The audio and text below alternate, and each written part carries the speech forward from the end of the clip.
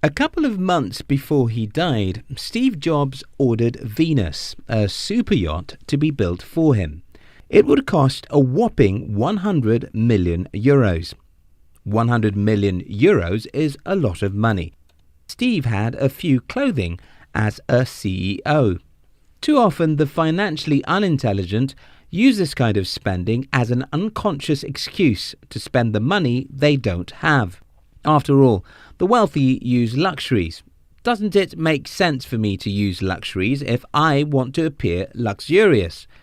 Well, the problem is you're not rich, and those who are wealthy today would not have become rich if they spent money the way you did years ago.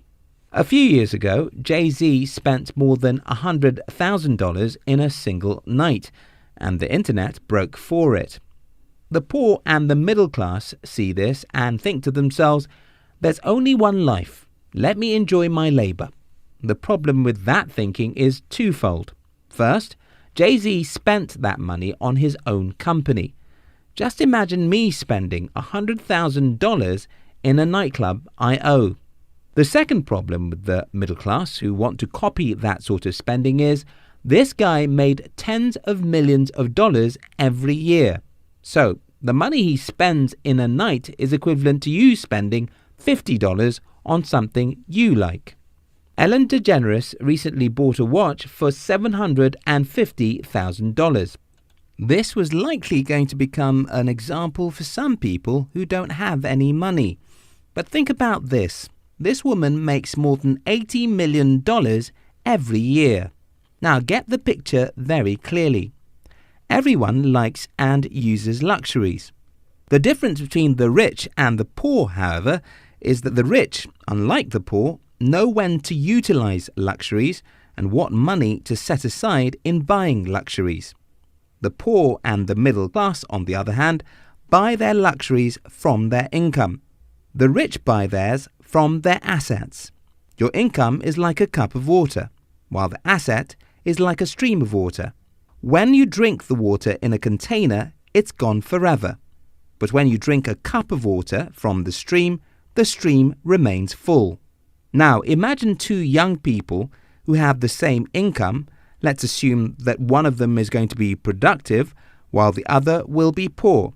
The following are the things the poor guy will likely spend his money on, which the guy who will be rich will avoid. 1. Parties and social events. When I was around 15, I started questioning how people do weddings in my country.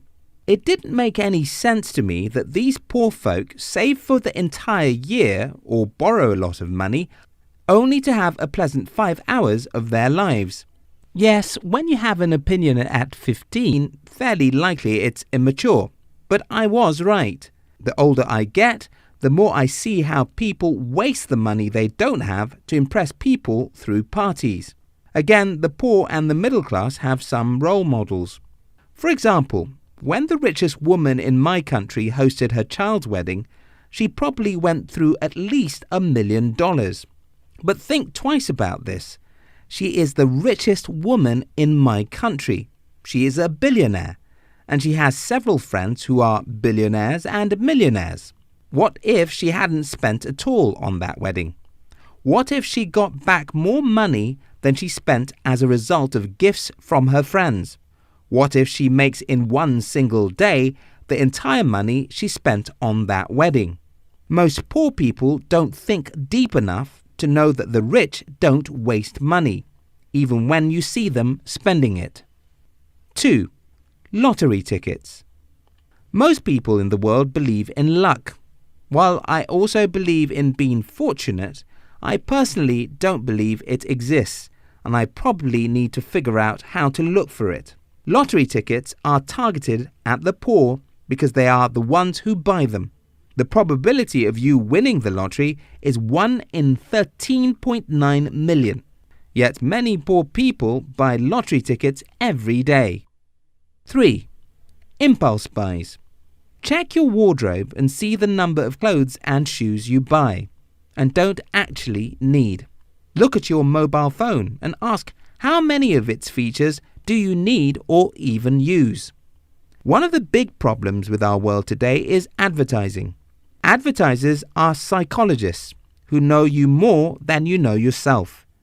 They aim to sell, and for them to do that, they have to make you feel guilty.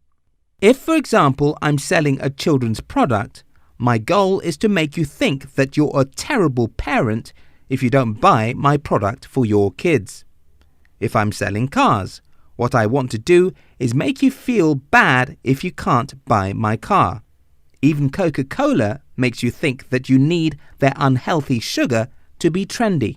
If you don't know how advertisers think and their motives, you'll be a victim of impulse buying decisions and waste your money on things you don't need. 4. High-end brands.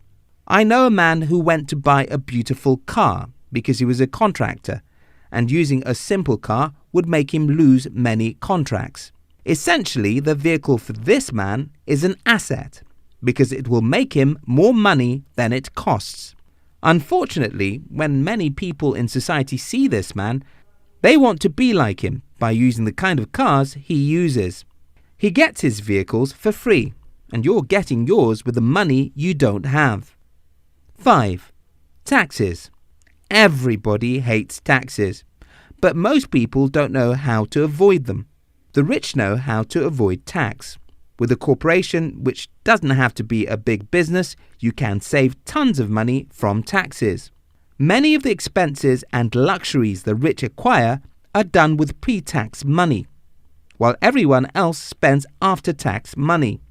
Someone is using government money while others are using the money they don't have. How to be smart with money. Being smart with money is simple, but it's not easy.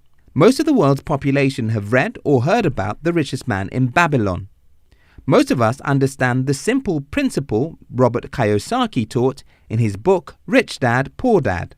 By the same token, Think and Grow Rich is a simple book to follow. The problem isn't that we don't know what to do. What to do is too simple for anyone to claim ignorance. The problem is that we allow our emotions to dictate our financial decisions.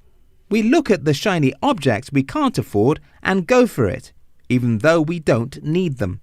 We think we deserve a good life, and yes, we do. But what about timing? There's a famous saying in my country which goes something like this: I'll enjoy today because I don't know tomorrow.